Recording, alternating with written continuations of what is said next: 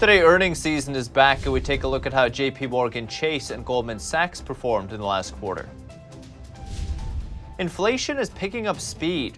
U.S. consumer prices jumped at the most in 13 years. Why the surge, and will it continue to rise? We talked to some experts.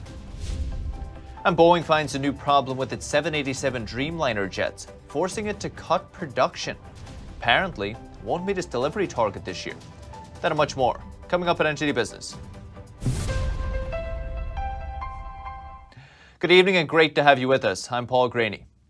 Big banks beating estimates today. JPMorgan Chase and Goldman Sachs kicking off earnings season with pretty solid first quarter results. NTD's Colin Fredrickson has the details.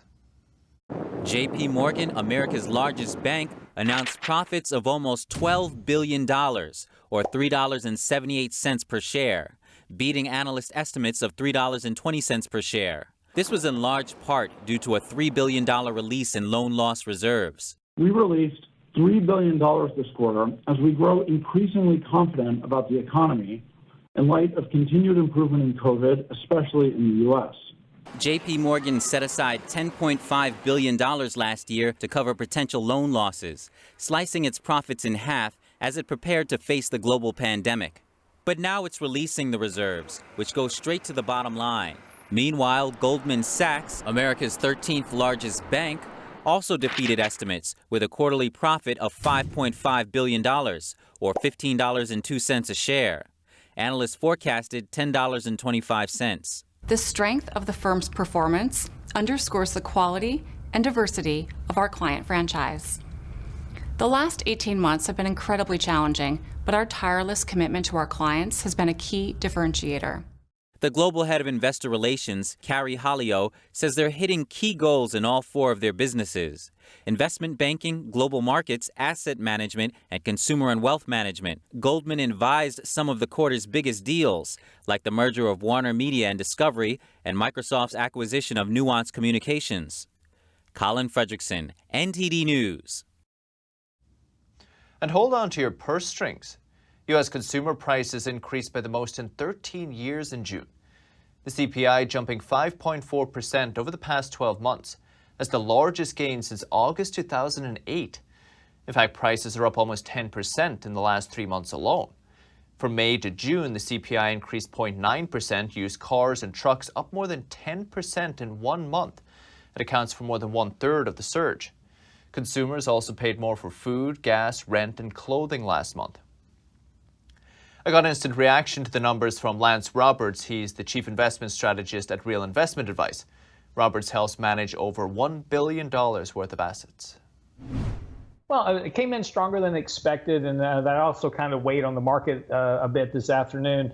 The problem is for the markets is that the higher rate of inflation is going to lead the Fed to have to start tightening sooner in terms of monetary policy. We're very quickly returning back to full employment. Now you've got high prices. Those are really the two measures that the Fed is kind of focused on for their monetary policy. So they're really getting into a position that even though they want to support asset prices to maintain consumer confidence, they're going to be caught in really kind of between a rock and a hard place between inflation and full employment, and trying to come up with excuses why they aren't actually tapering. So we did see it come in hotter. Again, I'm in the transitory camp that a lot of this stuff is going to work itself out over the course of the next 3 to 4 months, 5 months, 6 months. As we get into next year, we're going to see economic growth and inflation return back to 2% levels or less.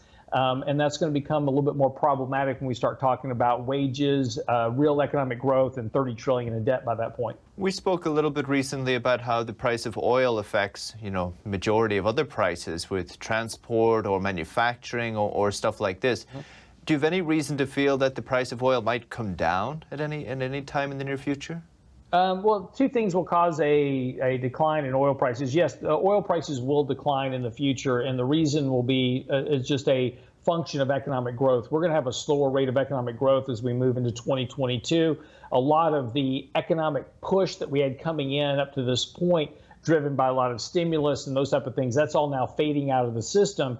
So as you start getting a deflationary impact in the economy, oil prices will fall. And of course, if we increase oil supplies, if OPEC starts producing more, we start having a lot more supply build, that will bring down oil prices as well. So yes, you're going to have a deflationary pressure in oil prices because they're very extended. They're very overbought here. We've had a huge run from the lows, and they're really well ahead of what's happening in the actual economy. So yeah, later this year, you'll see lower oil prices at some point. How about the reading on the rents? We see that rents have gone up, not majorly, but significantly over the past couple of months or the past month. Do you feel this is a demand thing? Is the demand for rental houses gone up, or you think these landlords are passing on new costs to the tenants? Both. You are getting more demand for rentals. People are getting priced out of homes because of the price of houses going up so much. So people are starting to realize. There was an interesting survey just recently. Millennials were very discouraged about buying their houses because nobody told them about all the other costs that went with buying a home, like homeowners insurance and maintenance and upkeep and all these other things that you've got to pay. So people are kind of starting to figure that out, is that there's more to it than just high prices. And so the affordability of renting is much more attractive here. So yes, demand is certainly leading to an increase in rent rates. Also, it is that landlords are passing on higher cost of maintenance, taxes, all those things that go into owning the house. That's got to be passed on to the renter to cover those costs. And so yes, that is partly driving it as well. Lance Roberts, Real Investment Advice. And despite Roberts' optimism on inflation, two big food companies say they're raising prices to deal with higher costs. Companies are seeing rising prices for ingredients, transportation, even labor. NTD's Colin Fredrickson with more. Big food companies are warning about higher input costs, and they are raising prices to offset them. In a quarterly earnings call Tuesday, Conagra CEO Sean Connolly says costs rose more than expected in the last quarter. We were unable to fully offset cost of goods sold inflation in the quarter. COGS inflation continued to accelerate as the quarter progressed, ultimately landing at 8.6%, which was above the Q4 expectations.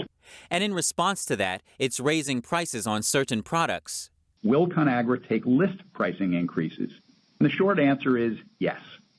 But Connolly says the delay between cost and price increases will hit its profits. We expect the negative impact of the cost inflation to hit our financials before the beneficial impact of our responsive actions, including our pricing, which has led the company to cut its 2022 outlook. PepsiCo is also boosting the prices of its products this year because of higher costs of ingredients, freight, and labor. We tend to take pricing after Labor Day in both of our businesses, and I think you would expect to see that pattern continues. The company says the price increase will also be used to offset higher advertising and marketing costs, which rose 30% last quarter, as it tried to take advantage of a reopening economy. In contrast to Conagra, PepsiCo did raise its full-year earnings forecast based on surging demand for its sodas as people flocked to restaurants and theaters. Colin Fredrickson, NTD News. Another thing pushing up your prices is a global semiconductor shortage. Officially, the price of a used car is up 27% on average since last year. People are apparently resorting to buying used cars because manufacturers can't get the chips to make new ones. Asked a chip industry expert if the shortage is a problem with the semiconductor supply chain or if demand for chips is just so high right now.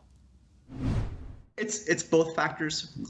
There have also been some other isolated random issues. If you recall the freeze that happened in Texas that knocked out a Samsung manufacturing plant.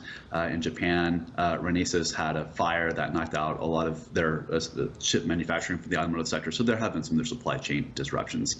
Globally, there are many as 60 new semiconductor fabs now actually under construction. So supply should be coming online over the next 2 years that will help deal with many of these challenges. From the United States perspective, it's important that we work to capture a greater share of global semiconductor manufacturing activity, because as we've obviously seen, this is a critical, essential input to virtually every downstream industry that uses technology. And when you roll the tape back, in 1990, the United States commanded 37% of global semiconductor chip manufacturing. That share has fallen to 12% today, which is why recent legislation, such as the U.S. Innovation and Competitiveness Act passed by the Senate, includes over $50 billion of investment in both R&D and innovation, but also grants to attract semiconductor manufacturers to bolster production in the United States. So we need an effective partnership between the public and private sector to work together to bolster our level of domestic manufacturing capability here. Why wasn't it, I want to assume, profitable enough or attractive enough for companies to come here and manufacture in the United States without government help? Well, there are a number of factors at play here. Just in general, there's been an attitude in Washington, D.C. over the past 2 to 3 decades that manufacturing doesn't matter, that we would become a knowledge and services-based economy. You had leading presidents of major think tanks in Washington say things like, well, really, America could lose all of its manufacturing activity and be totally healthy. So there's this failure on the part of the punditry and the think tank class. There was, I think, a failure in the sense of just not thinking that manufacturing mattered and that we could let manufacturing go offshore to cheaper, lower cost labor environments, and we'd be fine importing the products back to the U.S. Another challenge is that a recent Boston Consulting Group report found that when you look at the extent of incentives that countries offer to attract semiconductor manufacturing activity, land, labor, facilities, free or discounted utilities, that over 10 years can explain as much as 45 to 70% of the difference in cost of owning a semiconductor fab. So in a number of countries, from Korea to Israel to Taiwan to Germany and elsewhere, very aggressive kind of FDI attraction policies targeted this industry with very appealing incentives. And that was also a factor in some of this manufacturing activity moving offshore. Stephen Uzell, ITIF. And another flaw in a Boeing airline, this time in its 787 Dreamliner. Now the company says it'll have to cut production. NTD's Evelyn Lee with more. Boeing has discovered another flaw in its 787 Dreamliner. The Federal Aviation Administration says the company found wrinkling in what is called the forward pressure bulkhead in the jet's nose. That's an essential component that maintains the pressure in the cabin of the aircraft. But a spokesman for the FAA says it's not considered a direct threat for flight safety. And Boeing is still committed to fixing the issues. The company says it will reassign production line staff to inspect planes and make repairs. It also said it would reduce its production rate, but didn't say by how much. But that's despite warnings from Boeing's former chief financial officer. He says the lowering output could erode margins and force the program to carry the loss forward. Boeing already halted deliveries twice in less than a year by May. Now it says it will deliver fewer than half of the 100 Dreamliners still in its inventory. And that's while it's still trying to recover from the pandemic and the 2 crashes that grounded its best-selling 737 MAX. And since most of the price is only paid when the customer receives the plane, the delivery delays mean more financial strain for the company. Evelyn Lee, NTD News. In other news, France is fining Google $600 million in a dispute over paying news publishers for content. Officials say Google didn't comply with the rules on how to hold talks with French news publishers. Google says, though, it always acted in good faith and the penalty ignored the reality of how news works on its platforms. It says it's very disappointed with the ruling, but will comply anyway. Now has up to 2 months to come up with new proposals on how to pay news publishers, and if it fails to do that, it'll face fines of up to $1 million per day. And on Wall Street today, stocks closed lower, bringing major indexes slightly below record highs. The Dow fell 107 points, or less than 1/3%. S&P 500 lost 15 points, over 1/3%. The Nasdaq dropped 56 points, close to 0.4% today. And Senator Bernie Sanders says he wants an infrastructure bill that's larger than $3.5 trillion. Comes after his push for a $6 trillion package last month. Sanders wants Democrats to push the bill through Congress with reconciliation process. So if all Democrat senators support it, it can go through without any Republican votes. But not all Democrats are on board yet. Business Insider reports that Sanders wants the bill to show American families what the government can do for them. Sanders told the New York Times the bill will cover things like housing, climate change, and paid leave. But other senators say they want to see what exactly the bill includes before deciding whether or not they will support it. And the U.S. government says you might want to think twice before doing business in China's Xinjiang region, because you might violate U.S. law. Over 1 million ethnic Uyghurs are being tortured and jailed there simply for being Uyghur. NTD's Phil Zhou reports. Companies that continue doing business in Xinjiang, China could be breaking U.S. law because of the human rights abuses by the Chinese Communist Party. That's according to an updated warning from the U.S. government, including Homeland Security and the Department of Labor. Zubaira Shamsuddin knows this all too well as she's been fighting for Uyghur human rights and political freedom since the 1980s. The U.S. businesses who are still doing business in East Turkestan, Xinjiang, they should stop. Because otherwise they will be complicit of China's government's genocidal policy.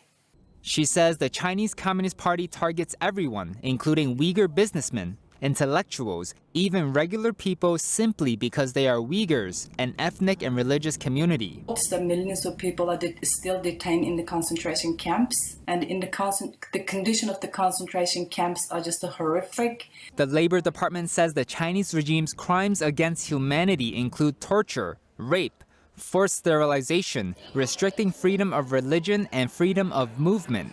They definitely killing those people mentally, physically, and emotionally. So that all these have to stop. Just last week, President Biden blacklisted 14 Chinese companies for alleged human rights abuses and surveillance in Xinjiang, China, adding to the list of companies originally banned during the Trump administration. Phil Zhou, NTD News.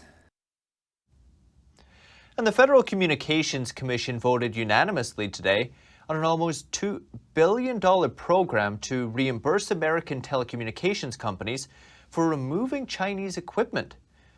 Last year, Chinese companies like Huawei and ZTE were deemed national security threats. The government ordered American companies to remove their equipment from American telecommunications infrastructure. At the time, the acting FCC chairwoman said the equipment could be manipulated, disrupted, or controlled by foreign actors. She said the quest to root out all such equipment is a daunting task for the FCC. This newest order expands the companies eligible for reimbursement from those with 2 million or fewer customers to those with 10 million or fewer customers. The FCC also bars equipment from Chinese vendors Hytera, Hikvision, and Dahua. And European leaders are grouping together to counter China's Belt and Road Infrastructure Initiative. They've set out an ambitious connectivity plan that starts in 2022. NTD's Patrick Hayden has the details. The EU is creating an infrastructure strategy to develop transport and trade routes. It's called a Globally Connected Europe and starts in 2022. It's been set up to counter China's Belt and Road Initiative. Countries around the world are having to deal with China's Belt and Road Initiative. It's just been so enormously successful in buying off individual countries. One asset manager says the EU's project is an opportunity for countries to distance themselves from China and take back some of the geopolitical gains that China has made in recent years. I'm surprised that more Western governments aren't trying to establish some kind of clear water between their own economies and China rather than do exactly the opposite. Price says Western governments should treat China as an adversary. The EU has recently struck deals in transportation, energy and digital projects with Japan and India, and infrastructure was also discussed at the recent G7 meeting. Concerns have been that China's Belt and Road Initiative is entrapping economically vulnerable countries. European banks are discussing taking on Montenegro's debt from China. But Price has concerns about the EU and governments in general taking on more debt, which has accelerated since the pandemic. These are governments that are spending money hand over fist on infrastructure projects that can't be afforded. Montenegro borrowed nearly $1 billion from China and defaulted on repayments, resulting in penalties. Armstrong says when it comes to global politics, though, £1 billion here and £1 billion there doesn't amount to much. This isn't just about development. This is also about national security, European security. I think the ability to keep China excluded from having a stranglehold over a European country is a bargain for £1 billion. China has launched construction projects in over 60 countries since 2013. Beijing denies that these projects deliver any political power. It says they are for the needs of ordinary people. Patrick Hayden, NTD News, London. We'll keep you up to date on the new project. And still to come this evening. An old video game from the 1990s breaks an auction record, smashes it in fact. How much did the world's most expensive video game sell for, and what makes it so special?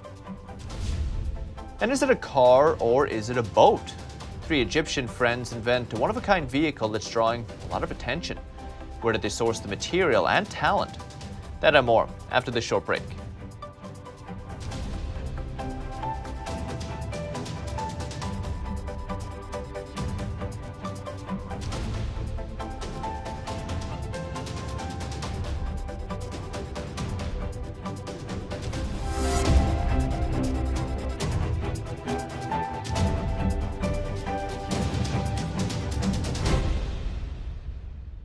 Hello, I'm Mike Lindell, inventor of MyPillow. Thanks to your support, you've helped make MyPillow become one of the fastest growing companies in America.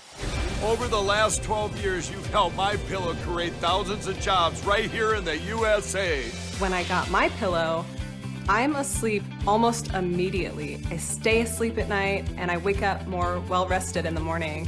That's why I invented MyPillow. My patented fill adjusts to your exact individual needs and helps keep your neck supported and aligned. I'm interrupting this commercial right now. Retailers have canceled MyPillow, and to thank you for your support, I'm gonna pass the savings directly on to you. For example, you get my 6-piece towel sets, regular $109.99, now only $44.98, or MyPillow dog beds for as low as $19.99 with your promo code. For the best night's sleep in the whole wide world, visit MyPillow.com.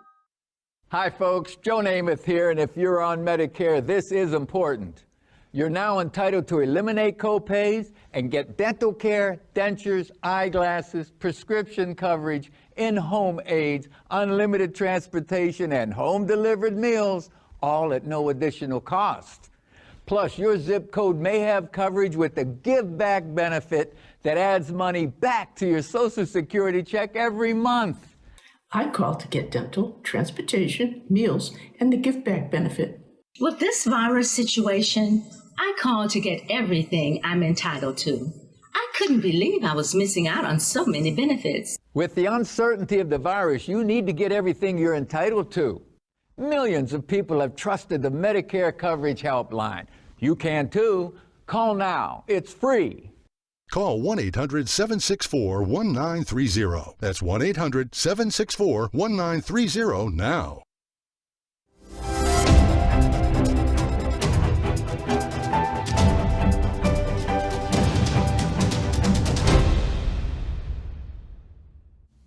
Welcome back.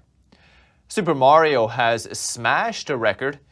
A sealed copy of Super Mario 64 sold at auction for more than $1.5 million. Dallas-based auction house Heritage says it's the most expensive video game ever bought. It broke the record set 2 days earlier when The Legend of Zelda Nintendo game sold for $870,000. Super Mario 64 was released in 1996, and it was the first Super Mario edition to feature 3D gameplay. And 3 Egyptian friends have invented a vehicle that can drive on water. It's now available for sale. The team hopes to further develop it so it can also operate on land. Let's take a look. This vehicle looks like a car, but it's actually a boat. 3 Egyptian friends manufactured it mostly using local material and local talent. The co-inventor says at first he wanted to manufacture it abroad, but then he changed his mind. We found really good resources in Egypt and manufactured it, as you can see, and thank God the product is all Egyptian. It was made by Egyptians with Egyptian materials. Only the engine is Japanese.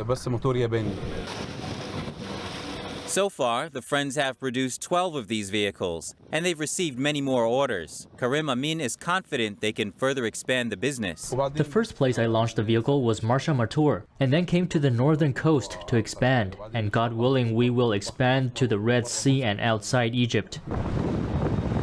Each vehicle takes 3 weeks to produce. They cost between $19,000 and $45,000, and they are still working on further developing the product.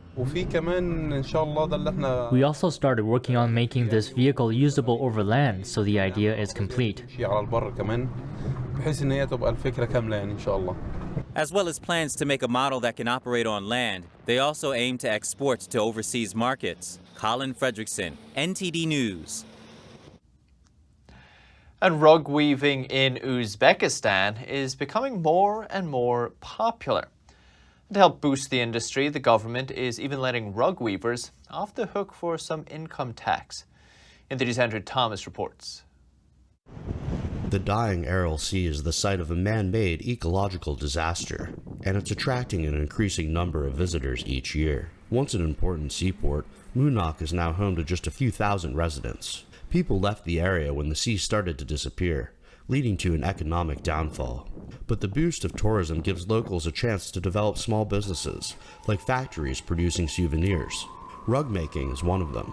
In the past, I was weaving rugs only for my own pleasure, but now, since the development of the tourism industry in Munyak, the rug weaving industry started to develop. A rug factory opened in Munak in 2020, and it employs 50 women. The company specializes in crafting embroidered items. Uzbek needlework is considered a relatively young art. It isn't as famous as its neighbor in Turkmenistan.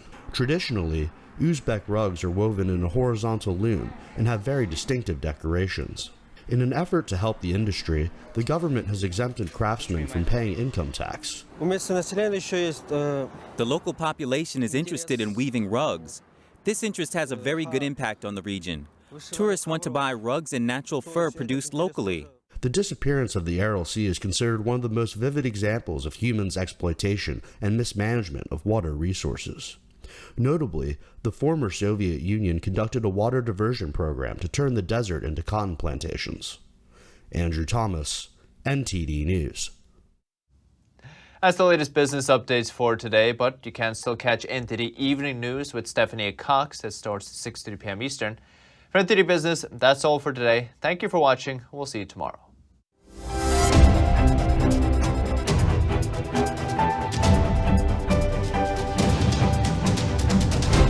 We have a new channel. Subscribe to us on YouTube at NTD News. Get the highlights of our news broadcast and the most important headlines that we curate especially for you. Don't let YouTube decide what information you get. That's your choice. YouTube is deleting our videos and cuts you off from a source of honest reporting. Make sure you don't lose access to NTD's news content, and take a quick moment to subscribe to our newsletter so no matter what happens here, you'll keep your access to a trustworthy news source.